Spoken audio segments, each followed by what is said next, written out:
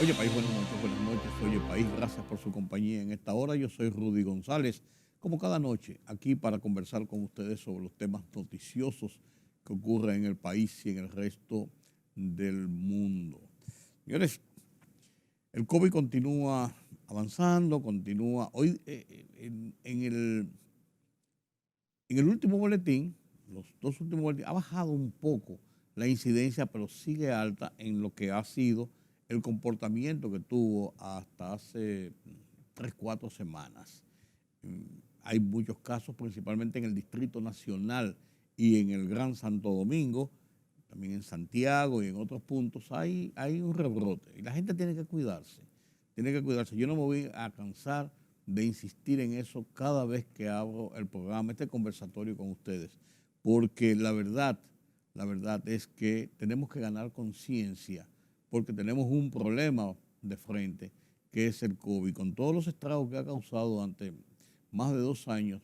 Es como una experiencia suficiente para que la gente entienda lo que está ocurriendo. Así, ojalá que tengamos un poco de conciencia sobre la realidad de esta situación. Miren, el Diario Libre publica hoy unas estadísticas en uno de sus comentarios de buena tinta que dejan a uno fríos realmente. Cosas que se saben, por así decirlo, pero que cuando uno ve en las cifras, en los números fríos, entiende realmente la magnitud de esta situación. 685.615 jóvenes entre 15 y 24 años de edad ni estudian ni trabajan. Son los denominados ninis. Le llaman ninis porque ni hacen una cosa ni hacen la otra. Esos jóvenes son altamente vulnerables.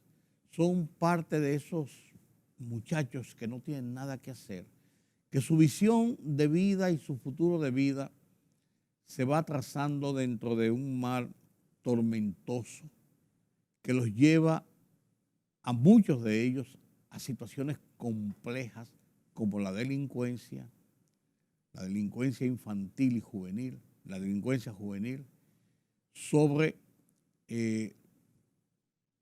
inmiscuirse en bandas y estructuras para generar muertes, asaltos, sin ningún pudor. Fíjense que en los últimos tiempos, la generalidad de los jóvenes que han estado involucrados en esta situación de esa violencia callejera, esa oleada de violencia callejera que tiene picos y que sufrimos en muchas ocasiones, son desarrolladas por jóvenes.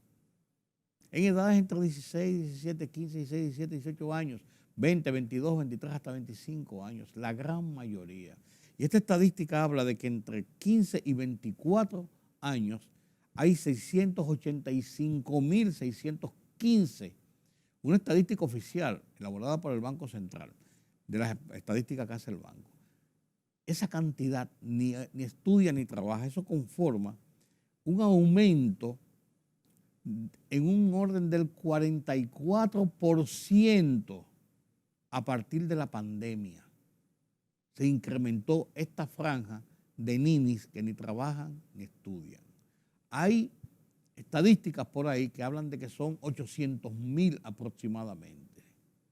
Entonces uno se pregunta, ahí viene el microtráfico, de ahí viene el consumo de drogas en los barrios, en muchos sitios, de ahí viene el tema del colmadón, del desorden, de la cosa, porque eso es lo único que tienen de frente. Visión de futuro ninguna, muchos de ellos. Jóvenes, porque hay hombres y mujeres, varones y hembras. Por eso muchas muchachitas embarazadas de 13, 14, 15, 16 años, hay unas de 17, 18 años, ya hasta con 2 hijos. Entonces, ¿qué es esto? O sea, ¿hacia dónde las autoridades, la autoridad del país, no solamente el gobierno central, el Estado dominicano? Y cuando hablo de autoridades también hablo de los poderes fácticos del país. La iglesia, el empresariado, las estructuras de la sociedad civil. ¿Qué están haciendo en favor de revertir esta situación y esta realidad. Nos enfrascamos muchos en el dime y direte cotidiano de si la política, de que si fulano es bueno, que si fulano es malo, que los fuegos artificiales de la lucha contra la corrupción y la cosa y la que sé yo cuánto, y de todo puro, honesto y de yo soy intocable, de todas estas cosas que pasan en el país. Pero esa base estructural de nuestra sociedad, nuestros jóvenes, está en el borde del abismo, en el borde mismo del abismo, sin ninguna forma que vean de escapatoria de ese abismo. ¿Qué estamos haciendo? ¿Qué programas reales se están desarrollando para tratar de revertir esa situación? La represión en los barrios, necesaria en momentos de crisis, de altos picos de la delincuencia, tiene un sentido, pero eso tiene que ir acompañado de otras medidas que ayuden a que las cosas cambien, que el camino que han tomado esos jóvenes, porque no tienen nada que hacer, porque ni trabajan, ni estudian, ni le importa nada, ni tienen visión de futuro, vuelvo y digo, por lo menos le llegue una luz de esperanza. ¿Qué se suponen esas muchachitas de 17 años, 16, 17, 18 años, con uno y dos muchachos sin marido, porque fue un tipo por ahí que las embarazó, o unos amorcitos que tuvieron y ya de eso nadie se acuerda? Y si es peor, si viven con ella, ni trabajan ni estudian tampoco, y es a pasar hambre, a vivir en una choza, a maleducar unos hijos, a malformar una familia llena de precariedades, de enfermedades, sin acceso a la educación, generando más pobreza. Muchos otros logran y salen de ese marasmo, salen de esa situación y se recuperan y se convierten en entes importantes dentro de la clase productiva del país y luchan y se esfuerzan. Algunos lo logran, pero esta generalidad estamos viendo hacia dónde va esta juventud. Y yo creo que en vez de tanta parafernalia y tantas cosas y tantas bullas y tantos dimes y diretes, además de eso, enfoquemos la mirada hacia esos jóvenes. Claro, los muchachos entre 15, 16, 17, hasta los 18 años no votan. Eso no hace relumbrón en la clase política.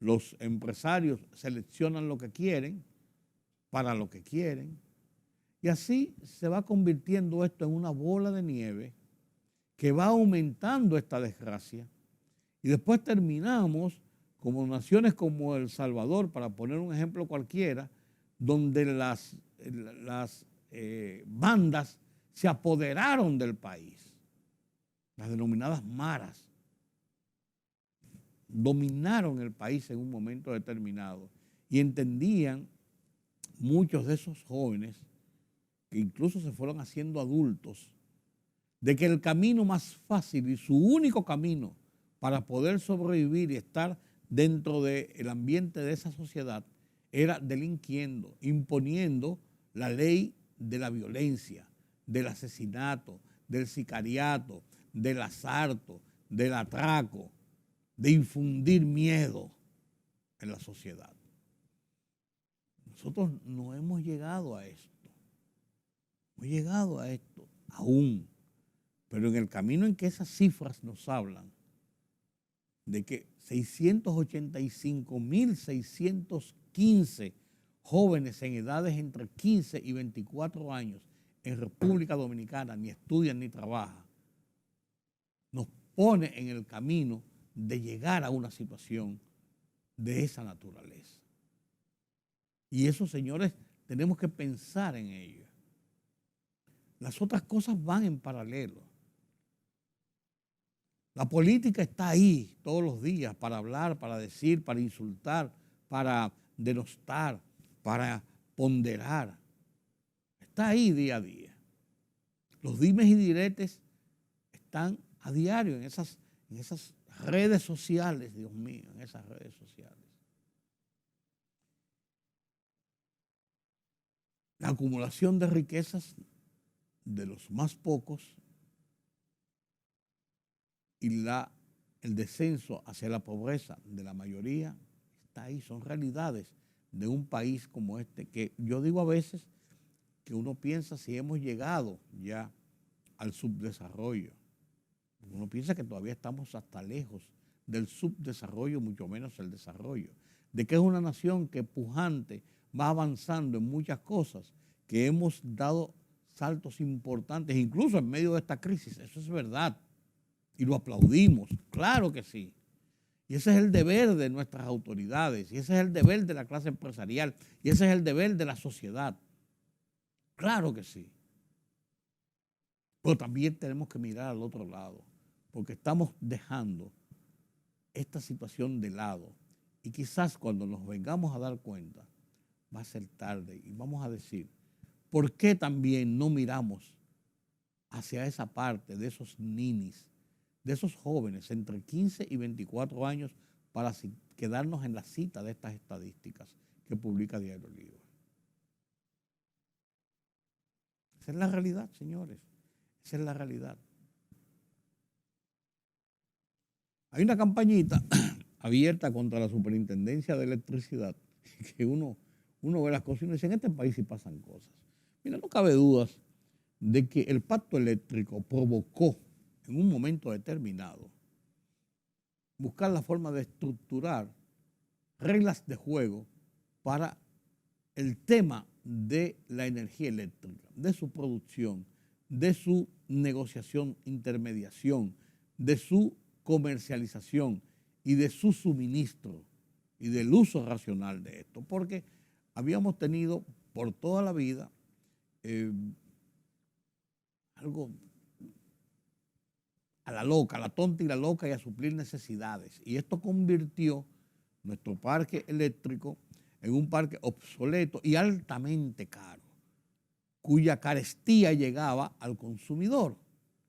El gobierno tradicionalmente por muchos años ha subsidiado parte del sector más pobre, pero este subsidio en un momento determinado por asuntos demagógicos de los gobiernos tenía sus puntos de preferencia y se hacían los chivos locos y habían gente que tenían una luz subsidiada y pagaban 100 pesos, 200 pesos mensuales, pero tenían un colmadón, se conseguían un aire acondicionado, tenían 3 televisores y una lavadora. Entonces, en desmedro de una gente de clase media que trabaja, que gana lo suficiente como para poder pagar una factura de 3,000, 4,000, 5,000 pesos,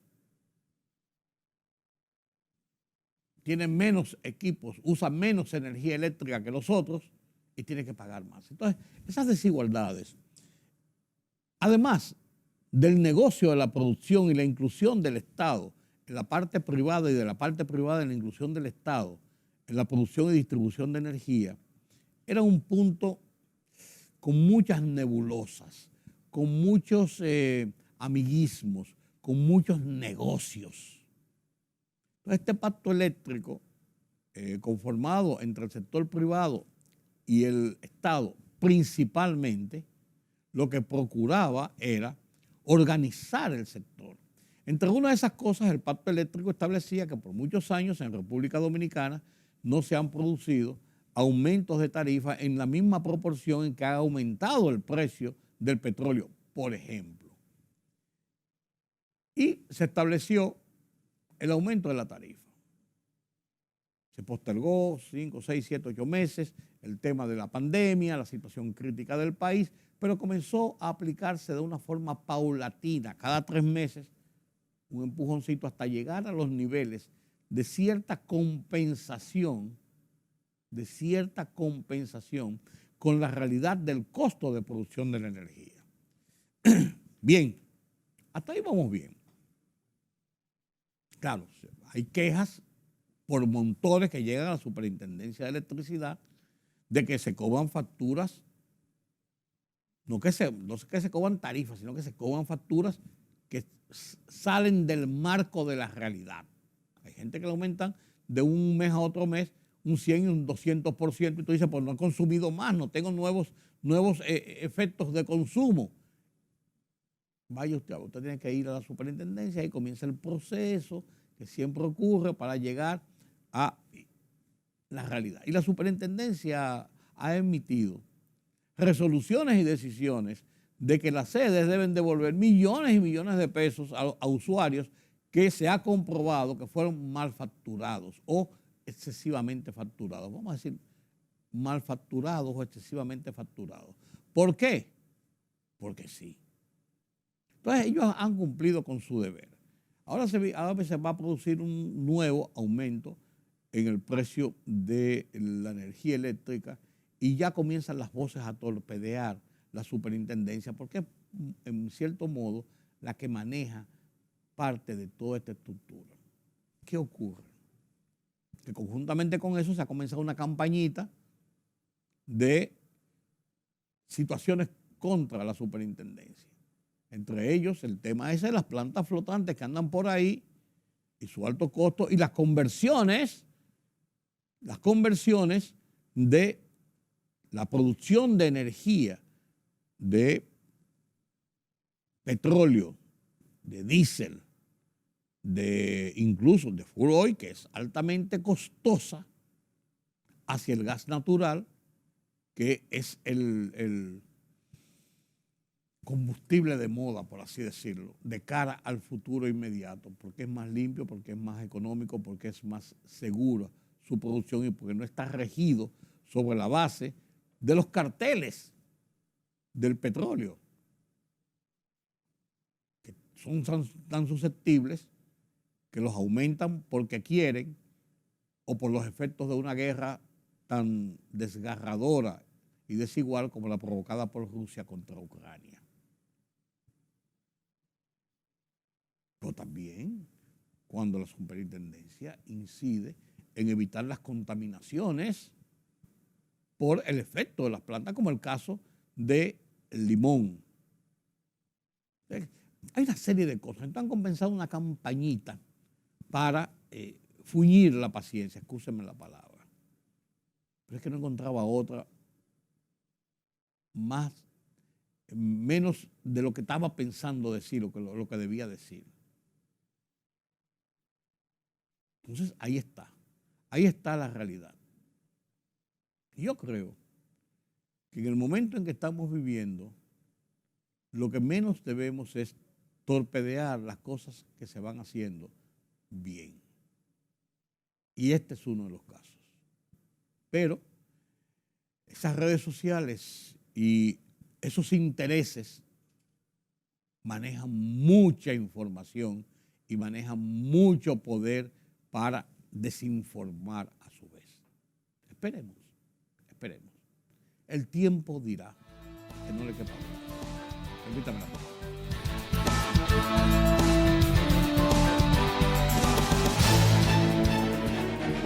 El rumbo de la tarde, plural, objetivo, democrático, la verdad siempre. Con tres verdaderos profesionales del periodismo y la comunicación, Georgie Rodríguez, Juan TH y Rudy González. Los Poderosos.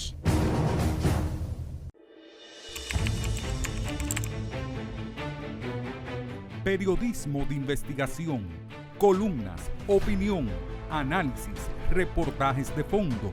Hora por hora, una completa plataforma multimedia. Periodismo con valor. Noticias horaporhora.com.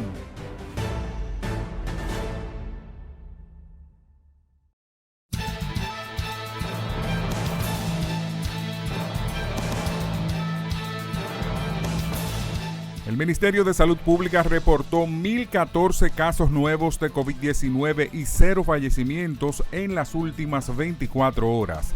De acuerdo al boletín 832 emitido por la Dirección Nacional de Epidemiología del Ministerio de Salud Pública, el total de fallecidos se mantiene en 4.383, mientras que los casos acumulados ascienden a 605.784. En presencia del mandatario Luis Abinader fue presentado el Sistema Integral de Dirección, Mando y Control de la Policía Nacional, una plataforma telemática y analítica para la integración de documentación delictiva, registros y base de datos como parte de la reforma policial anunciada en febrero. Estados Unidos vuelve a elevar a nivel 2 la alerta de viajes para sus ciudadanos a República Dominicana por la alta criminalidad, asaltos y agresiones sexuales, así como el incremento en los casos de COVID-19. La advertencia está en el portal del Departamento de Estado, donde llama a tener mayor precaución en República Dominicana debido a la delincuencia. El presidente del partido Fuerza del Pueblo, Leonel Fernández, depositó en la Junta Central Electoral el nuevo padrón de esta organización política con 1.094.082 militantes. El padrón refleja que la mayoría de sus militantes son mujeres, con 548.846 para un 50.16%, mientras que los hombres son 545.236 para un 49.84%.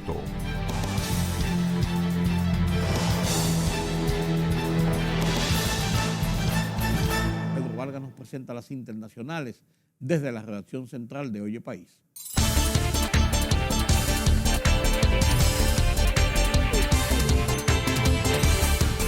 Las familias de migrantes de México y Centroamérica buscaban desesperadamente noticias de sus seres queridos mientras las autoridades comenzaban la tarea de identificación a 51 personas que murieron tras ser abandonadas en un tractocamión sin aire acondicionado bajo el sofocante calor de Texas.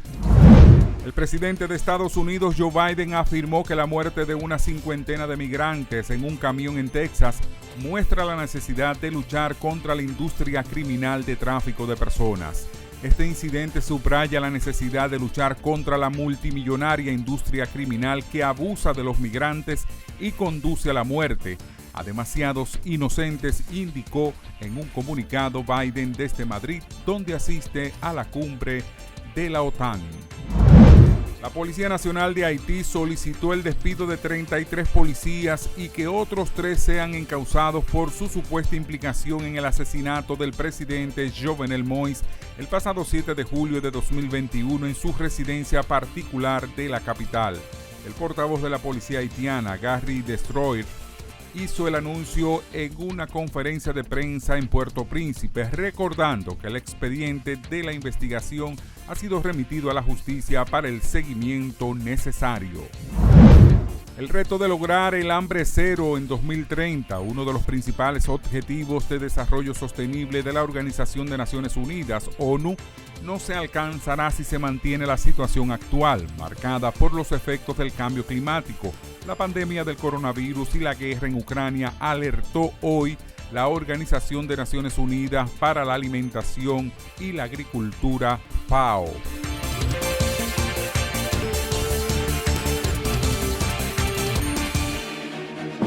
El rumbo de la tarde, plural, objetivo, democrático, la verdad siempre. Con 3 verdaderos profesionales del periodismo y la comunicación, Georgie Rodríguez, Juan TH y Rudy González. Los poderosos.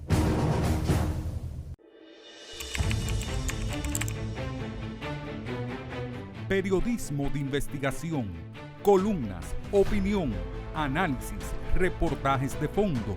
Hora por hora, una completa plataforma multimedia. Periodismo con valor. Noticias horaporhora.com.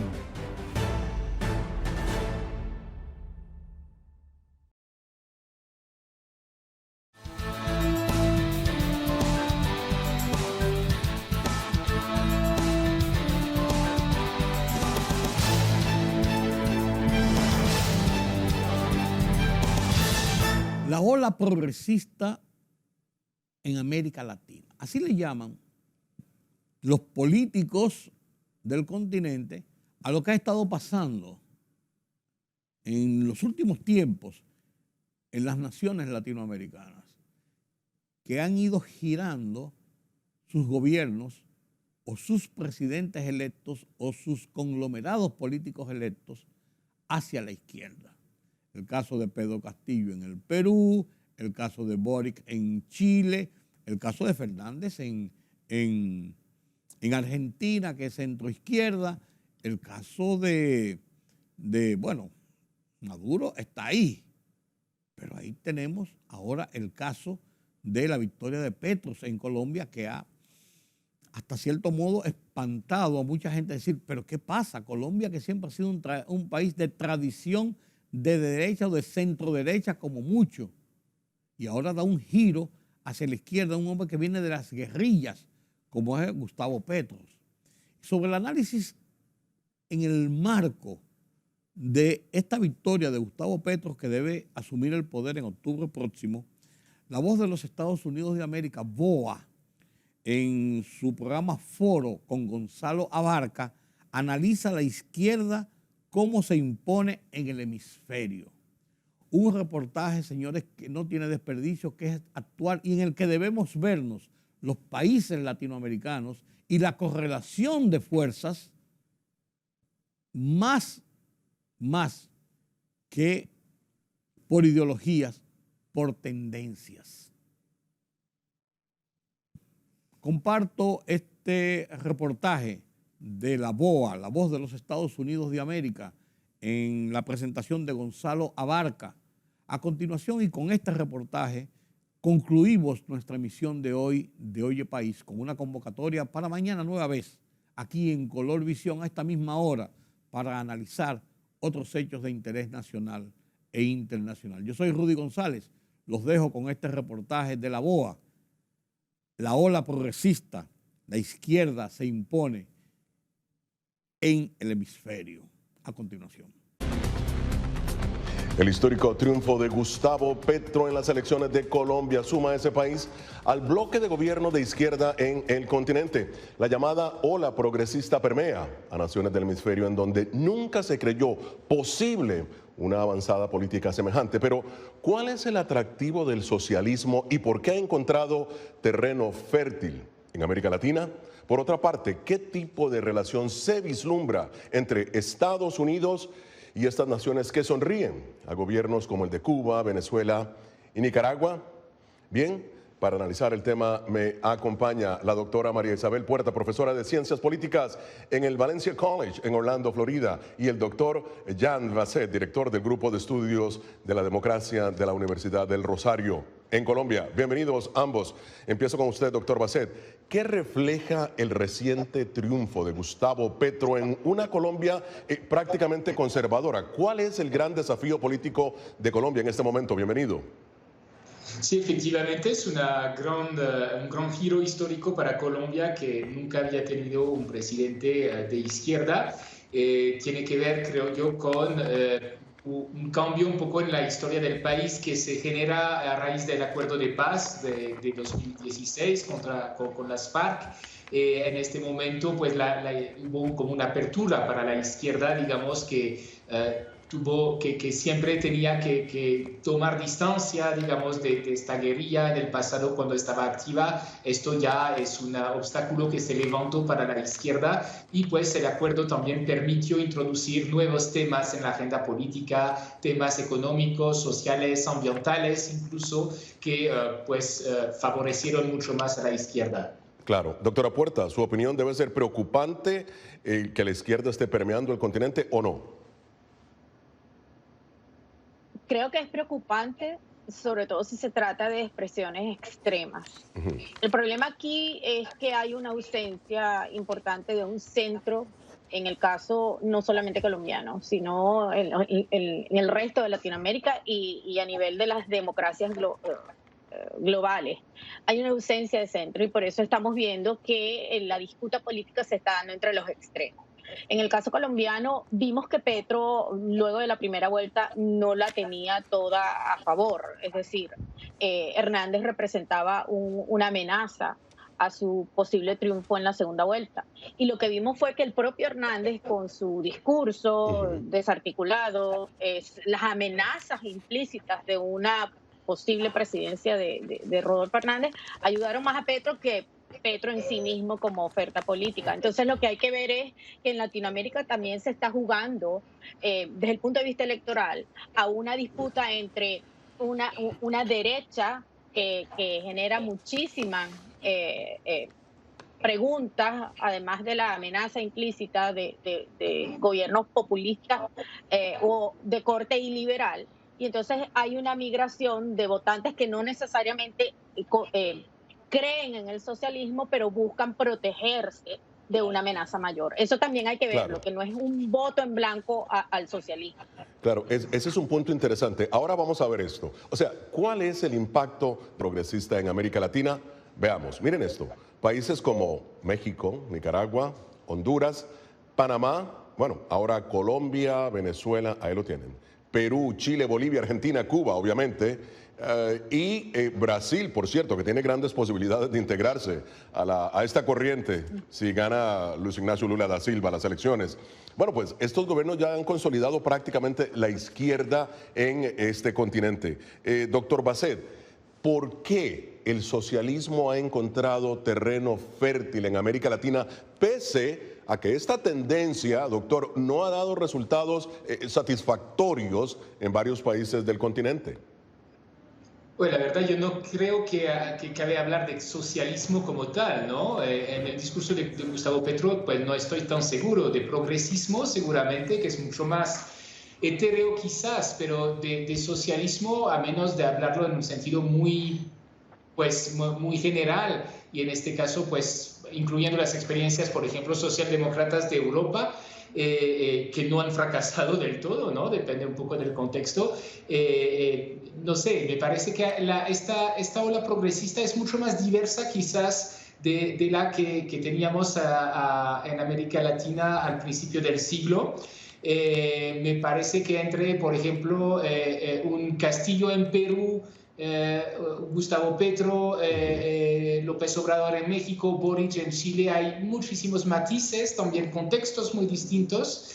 Entonces yo creo que todo eso obedece realmente a circunstancias nacionales muy distintas. Quizás el elemento que une toda esta ola, yo creo que hay una especie de respuesta también a la pandemia, a la crisis económica y social que se genera a raíz de la pandemia. Entonces esto sí es un elemento, digamos, que puede explicar esta sincronía, ¿no? El hecho de que muchos países ahí giran a la izquierda al mismo tiempo, pero yo creo que son proyectos bastante distintos. Ahora, doctora Puerta, es interesante lo que dice el doctor Bassett. Efectivamente, en América Latina hay un Estado social de derecho, es un Estado paternalista, si se quiere, una socialdemocracia también.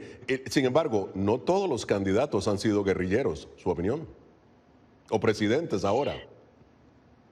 Sí, pero hay algo importante, y lo retomo de lo que plantea el doctor Bassett.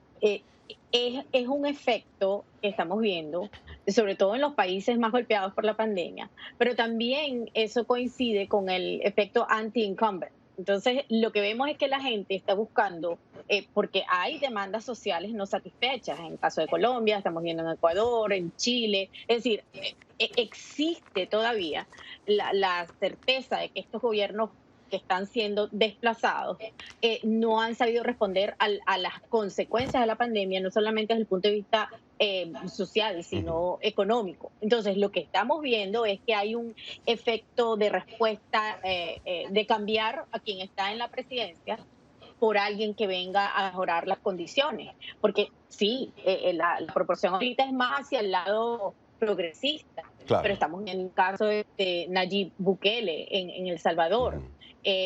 Yo diría que hay que ver la combinación de las distintas crisis, porque coincido en que no todos los problemas que estamos viendo en Latinoamérica son equivalentes o debemos verlos iguales. Tenemos que verlos desde el punto de vista doméstico, pero en un contexto más amplio. Claro. La pregunta aquí es, ¿está la gente desencantada de la democracia en el continente?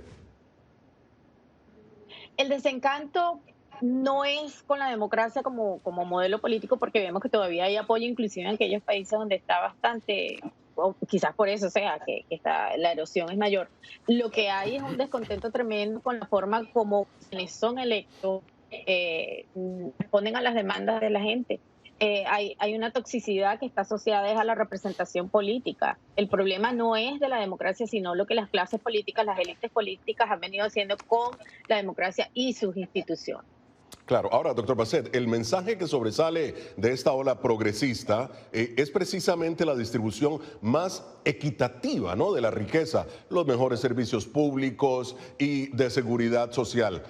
Obviamente estas redes ampliadas, pero alguien tiene que pagar por todo ello. ¿Cómo es que el mensaje solamente llega a medias a esta población en Latinoamérica?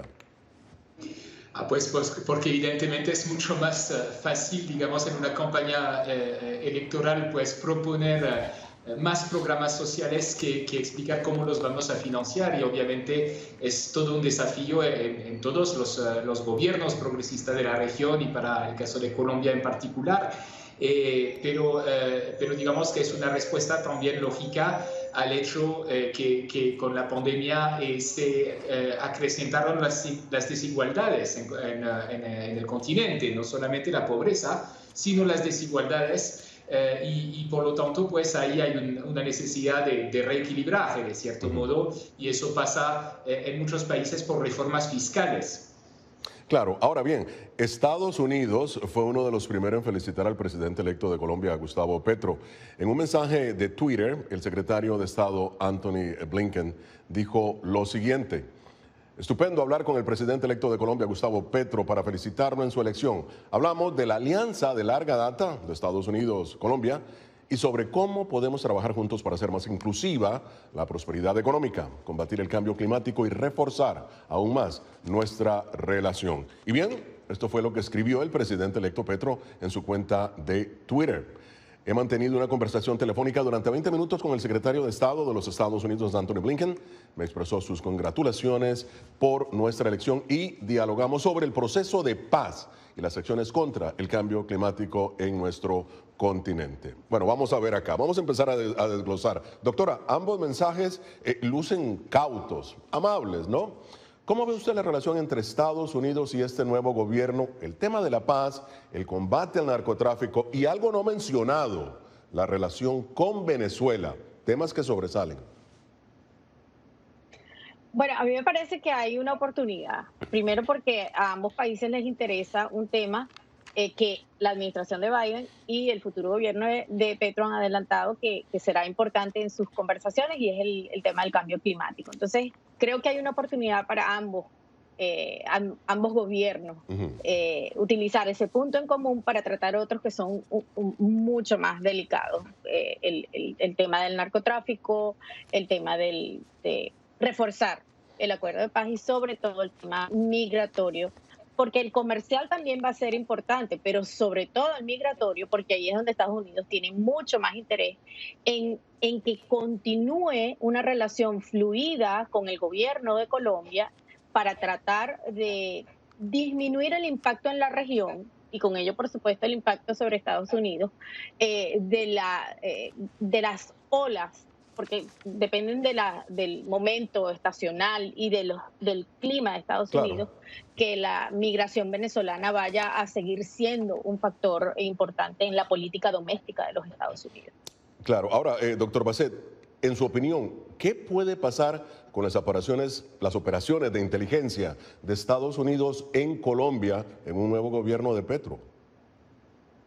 Bueno, pues yo coincido con la doctora Puerta que ahí tenemos pues un intercambio que parece bastante cordial, porque básicamente se centra sobre un tema en que hay coincidencias fuertes, el tema ambiental, ¿no? que Gustavo Petro mencionó mucho en su discurso de victoria, pero de todos modos hay temas en esta relación que pueden llegar a ser bastante tensos, particularmente el tema de cómo va a tratar el nuevo gobierno el tema de los grupos armados del narcotráfico, pues cosas que evidentemente siempre están en el centro de la relación con Estados Unidos. No se sabe si de pronto habrá nuevos procesos de sometimiento a la justicia que necesitarían de una negociación que incluya a Estados Unidos de una forma u otra. Eso pues es un tema un poco más complicado que vamos a ver cómo los dos países lo van a tratar en los próximos meses. Vamos a hablar aquí un poquito de organismos internacionales. Doctora Puerta, ahora que esta ola progresista permea toda América Latina, ¿cómo ve usted el papel de la OEA y la CELAC? Yo creo que debería iniciarse un periodo de reconsideración de cuáles han sido las estrategias, sobre todo porque estamos hablando de que hay unas situaciones bien críticas en el caso de Cuba, Venezuela y Nicaragua. Entendemos que hay otros procesos como en Chile, en Ecuador, en Bolivia, que son inquietantes, pero a mí me parece que tiene que haber una reconsideración de la política hemisférica desde la perspectiva, por supuesto, de estos organismos hacia las crisis no humanitarias, yo hablo de derechos humanos fundamentales, claro, que están siendo obviados del discurso regional. Ahora, doctor Bassett, ¿cree usted que la OEA en algún momento con esta nueva ola progresista pueda volverse irrelevante políticamente? ¿En qué quedaría, si es así, el tema de los derechos humanos? ¿En qué quedaría la Carta Democrática si la balanza empieza a irse hacia la CELAC? Sí, yo creo que es un peligro, ¿no? La politización, digamos, de los esquemas de integración latinoamericanos últimamente, desde el principio del siglo, pues ha hecho que según el color de los gobiernos, finalmente unos esquemas se vuelven más o menos relevantes o son más o menos criticados en función de las tendencias políticas de los gobiernos, y eso me parece que puede ser bastante problemático, porque finalmente hace que estos esquemas terminan siendo muy débiles, ¿no? Y muy dependientes de las tendencias de los gobiernos de turno. Yo creo que les ha pasado a todos los esquemas de gobierno en América Latina, y que pues habría que ver un poco sobre temas esenciales de integración, cómo podemos lograr esquemas más sólidos sobre la base de intereses comunes en la región. Ahora, doctora Puerta, al hablar de izquierda, pareciera que hay que aclarar definitivamente que hay diferentes matices. Por ejemplo, una izquierda moderada, una también como la de Cuba, una como la de Venezuela y Nicaragua. Pero, ¿cómo entender la izquierda que se consolida en este momento en todo el continente?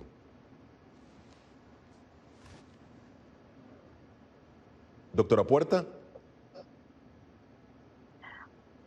El problema es que estamos hablando de izquierdas que respetan y que están dentro de la institucionalidad democrática, mientras que hay otras que yo dificulto que podamos hablar de izquierda que no sea democrática en un contexto como el que hablamos de los ejemplos que puse: Cuba, Venezuela y Nicaragua. Son tres gobiernos que están muy cuestionados, no solamente por la violación de derechos humanos, sino por su retroceso en los casos de Venezuela y Nicaragua, por supuesto, donde las elecciones no son transparentes, donde hay serios cuestionamientos hacia la institución electoral. Entonces, por supuesto, eso se une, en esos tres casos se une una parcialidad que se ve en el caso de los organismos, como mencionaba el doctor Bassett. Hay un sesgo en algunos casos donde hay una limitación para llamar lo que es la violación de derechos políticos y derechos humanos fundamentales. Eso está, a mi parecer, eso está claro, es evidente, y no hay una política regional, lo vimos en la cumbre pasada, no hay una política regional para reconocer que en estos tres casos ni siquiera apelar a la Carta Democrática tiene sentido, porque se está ignorando que esta crisis es una institucionalización de estos regímenes que son de naturaleza iliberal. Y no estamos viendo que en América Latina haya una política hacia las consecuencias que están generando estos tres casos, estas tres crisis. Ya, doctor Bassett, estos gobiernos progresistas de América Latina ahora parecen estar particularmente dispuestos a trabajar con China en contratos de gobierno a gobierno, ¿no? Estados Unidos sigue condicionando mucha de su ayuda al tema de los derechos humanos que hemos debatido acá, y también al tema de la institucionalidad. Su opinión entonces sobre China en este momento con los gobiernos de izquierda en América Latina. Sí, efectivamente, China se ha vuelto un poco una alternativa en la región para los gobiernos progresistas en particular, que quieren no depender tanto quizás de Estados Unidos. Sin embargo, pues yo creo que eso responde también más que a las tendencias políticas de los gobiernos de turno en América Latina, a una reorganización geopolítica global, digamos, ¿no? Y al auge internacional de China, que hace que pues todas las regiones del mundo tienen interés a comerciar con China, más allá de, digamos, las tendencias ideológicas de los gobiernos. Ahora, doctora Puerta, ¿concuerda usted con el doctor Baset? ¿Cree usted que esta es la era en que China pueda consolidarse como el principal socio comercial del hemisferio y desplazar, por decirlo de alguna manera, a Estados Unidos en la región? Bueno, China está haciendo lo posible. Países donde la inversión ha aumentado, ha habido otros donde ha disminuido. Eso tiene que ver con un juego de China también, por ejemplo, en el caso de Venezuela, no insistir en más préstamos, tratar de que se salde la deuda por la vía del petróleo, que estamos viendo que les ha dado resultados. Pero hay algo más. Yo coincido con que hay una reconfiguración de la estrategia de Estados Unidos, haber dejado un vacío en América Latina que lo han ido llenando desde el punto de vista económico-financiero China, pero también China y Rusia desde el punto de vista geopolítico. La influencia está allí, inclusive con gobiernos como el de Brasil, ¿no? No necesariamente, coincido en eso, no necesariamente es un asunto de alianzas ideológicas. Ahora, también tenemos que ver que China tiene que disminuir el nivel de influencia financiera, porque ellos también tienen problemas con su crecimiento económico, y eso lo que nos va a llevar es a ver que la influencia, en este caso de China en Latinoamérica, sigue siendo más estratégica para pelear en el terreno de Estados Unidos por un predominio que no necesariamente sea, es decir, no es exclusivamente económico. Claro. Y eso es lo que Estados Unidos debe ver en su política hemisférica.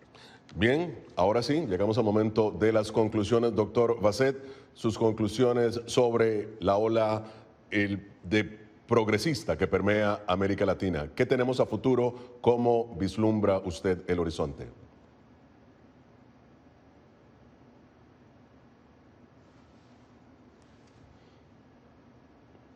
Creo que hemos perdido al doctor Baset. Vamos a empezar con la doctora Puerta. Tuvimos un pequeño problema, pero doctora Puerta, sus conclusiones sobre esta ola progresista que permea en América Latina. Yo diría que no podemos apostar a que sea el lado progresista de la política quien deba llevar la responsabilidad fundamental de las reformas políticas en América Latina. Me parece que es más bien una apuesta por las deficiencias de los sectores centros de la democracia, que está dejando claramente está dejando expuesto las debilidades de lograr acuerdos y coaliciones que sean moderadas. Y se está planteando la política en Latinoamérica, al igual que en el resto del mundo, cuando hablamos de la crisis de la democracia, entre derecha e izquierda, que es insuficiente para hablar de una realidad donde lo que estamos enfrentando es liberalismo versus iliberalismo. Bien, se nos ha acabado el tiempo. Muchísimas gracias a la doctora María Isabel Puerta y al doctor Jean Baset. Llegamos al final de esta edición de Foro de la Voz de América. Nos vemos la próxima semana desde Washington. Les habló Gonzalo Amado.